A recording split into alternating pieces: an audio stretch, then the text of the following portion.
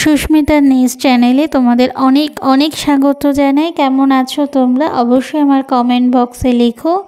আর এই তো আজকে দুপুর থেকে ভিডিওটি শুরু করলাম, প্রায় 2-2:30 থেকে। আজকে এটা যেহেতু আমার প্রথম ভিডিও, তোমাদের বলি এটা আমার মেয়ে, আমার আরাধ্যা। ওকে আমি আরাধ্যা বলেও ডাকি বা নিহারিকা। আমরা মানে এটাই ওর নাম, স্কুল নাম বা সব জায়গার নাম ওর নিহারিকা। কিন্তু ওকে আমরা অনেকে মানে আমার বাড়ির সবাই আমরা কিন্তু কেউ ওর নাম নিই না, খুবই কম নাম বলে ডাকি। এমনি মাম্মা, মাম, অনেক কিছু ওকে বলে ডাকা হয় আদরে, যেহেতু বাড়ির প্রথম কন্যা সন্তান। এর জন্য কেউই ওর বাড়িতে, আমার শ্বশুরবাড়ি বলো বাপের বাড়ি বলো, কেউ তেমন একটা নাম নেওয়া হয় না। আর এগুলো হচ্ছে দুজনকে যে দেখতে পাচ্ছ, এরা হচ্ছে এরই বন্ধু বান্ধব। আমরা যেহেতু কলকাতার বাইরে থাকি, মানে একদমই বলতে পারো অনেকটা দূরে, সবসময় মন চাইলেও যেতে পারবো না বা কেউ আসতেও পারবে না, এরকম একটা ব্যাপার। কোথায় থাকি না থাকি সেটা তোমাদের অন্য কোনো ভিডিওতে জানাবো। আর এই তো ও এদের সাথে খেলা করে, কারণ ওর বয়সী এখানে কোনো ছেলে মানে কোনো বন্ধু বান্ধব বা কেউ নেই, তো ও এদের সাথেই খেলাধুলা করে। ওর থেকে বয়সে বড় বা ওর থেকে বয়সে অনেকটাই ছোট। এই তো আমার ছাদে চলে এসেছি। ছাদে এসে আমার বাড়ির পেছনটা তোমাদের দেখাই, এতটাই সবুজে সবুজে ঘেরা। যেহেতু আমি একটু গ্রামের মধ্যে থাকি, তো এখানে সমস্ত কিছু দেখতে পারবে তোমরা। এগুলো হচ্ছে সবই ছোলা।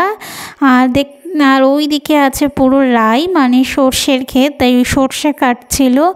এইখানে যে দেখছো বাড়িঘর, এগুলো কিন্তু আগে ছিল না। এগুলো কিন্তু 1 বছরের মধ্যে বলতে পারো হয়ে গেছে। এখান থেকেও পুরো ক্ষেত ছিল, এখন তো টুকি টুকি করে মানে একটু একটু করে বাড়িঘর হয়ে গেছে। আর দেখো ছাদের ওপরে ওই কন্যারে সূর্যি মামা উকি দিচ্ছে। আমার খুব ভালো লাগছিলো ছাদে। দেখো পুরো জামা কাপড় এসে নেড়েছি, আজকে শুকিয়েও গেছে, কারণ এতটা রোদ ছিল আজকে।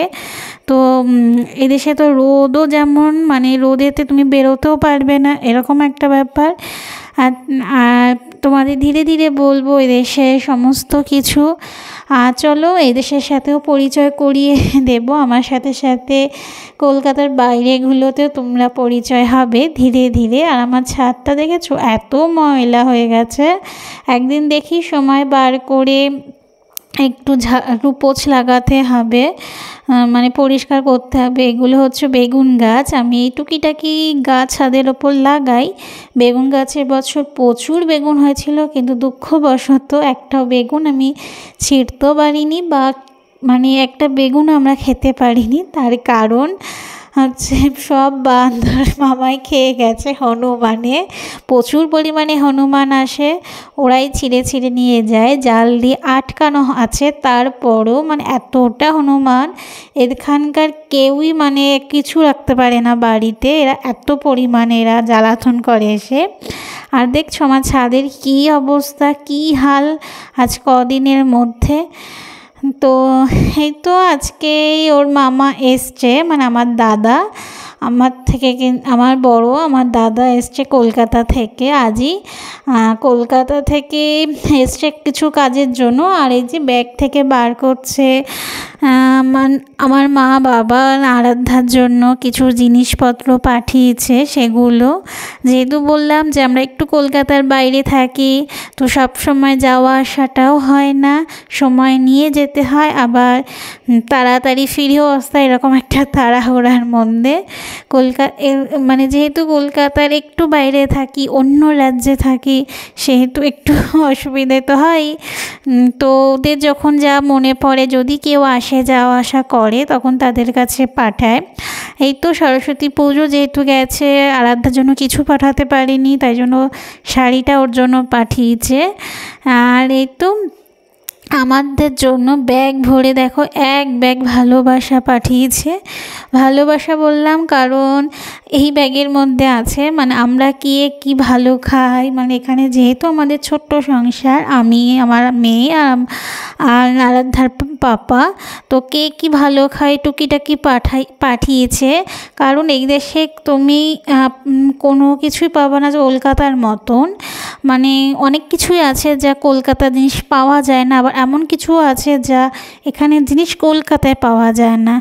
আর এই তো চিংড়ি মাছও দিয়েছে সাথে, কারণ আরাধ্যা চিংড়ি মাছটা খুব ভালো খায় এবং চিংড়ি মাছটাও এখানে খুবই দুর্লভ। মানে বলতে পারো 5 বছরে তুমি একবার পাবে, কোনো তাও বড় চিংড়ি না, একদম কুচো কুচো চিংড়ি। আর এর মধ্যে বেশিরভাগ শাক পাতাটা আছে, কারণ শাক পাতাটা তুমি এখানে কোনো শাক পাতায় পাবে না, মানে পাবে পালং শাক এই টাইপের, যেগুলো পাঠিয়েছে এগুলো পাওয়া যায় না। আর এই যে লতি, এটা হচ্ছে জামাইয়ের পছন্দে, কচু এগুলো জামাইয়ের পছন্দে, কারণ জামাই এগুলো খুব ভালো খায়। আর এটা আমার পছন্দের ছিল কুল। এই তো আমি ব্যাগ থেকে সব বার করেছি, মিষ্টি মানে মিষ্টি মেহেন্ডা মঠাই সব কিছু। এবারে রান্নাঘরে চলে এলাম সব কিছু গুছিয়ে গাছিয়ে, যেহেতু চিংড়ি মাছগুলো কালকের ভাজা, আমার এখানে আসতে 1 রাত 1 দিন লেগে যায়, সেহেতু আমি একটু গরম ফ্রিজে রাখার আগে একটুখানি ভেজে নিচ্ছিলাম। আর ভাবলাম এত দূর থেকে যখন পাঠিয়েছে কষ্ট করে, এত ভালোবাসার জিনিস, আর আরাধ্যা তো খুব ভালো খায়, একটু ভেজে ওকে দিই। আর ভাজার সাথে সাথেই ও বিরক্ত করছিল, মাম্মা চিংড়ি দাও, মাম্মা মাছ দাও, খাবো। তো ওর জন্য ভাজছিলাম, মানে পুরোটাই ভেজে একবারে ফ্রিজে রেখেছি, কারণ একটু একটু করে আমরা খাবো। আর একটুখানি ভাবলাম অত দূর থেকে যখন পাঠিয়েছে তখন কিছু দিয়ে একটু বানাই, রাত্রেও একটু খাওয়া হবে। আর এটা আমার ঘরের মাছই ছিল, রুই ছিল, রুই মাছ দিয়ে একটু তরকারি বানালাম। একটু তাড়াতাড়িও সেদিন ছিলাম, কারণ ও যেহেতু এসছে ওকে খেতে দিতে হবে। কালকে খেয়ে ধরো ট্রেনে উঠেছে, ট্রেনে ধরো পাওয়া যায় কিছু, কিন্তু যে বাড়ির খাবারের এক টেস্ট আর অন্য খাবারে এক টেস্ট, এটা না, তাই না? তাই চলো, তারপরে আমি একটু রান্নাবান্নাটাও শুরু করে দিয়েছি। চিংড়ি মাছ দিয়ে একটু রান্না করে নিয়েছিলাম থানকুনি পাতা, কারণ থানকুনি শাকটাও এখানে কিন্তু খুবই দুর্লভ মানে একদমই পাওয়া যায় না। তো এই তো রান্নাবান্না। আর এই যে বললাম, যেহেতু আমি একটু দূরে থাকি, মানে একটু না বলতে পারো অনেকটা, যেহেতু 1 রাত 1 দিন, সেহেতু সবসময় মন চাইলেও তুমি কলকাতায় যেতে পারবে না, বা কলকাতা থেকে হুটহাট করে তোমার কাছে কেউ আসতেও পারবে না। তাই কলকাতার অনেক কিছু আছে যেগুলো মিস করি। আর আমি যে রাজ্যে থাকি সেখানকার তোমাদের সেখানকার আদব কায়দার সাথে তোমাদের পরিচিতি করব, সেটা একটু ধীরে ধীরে।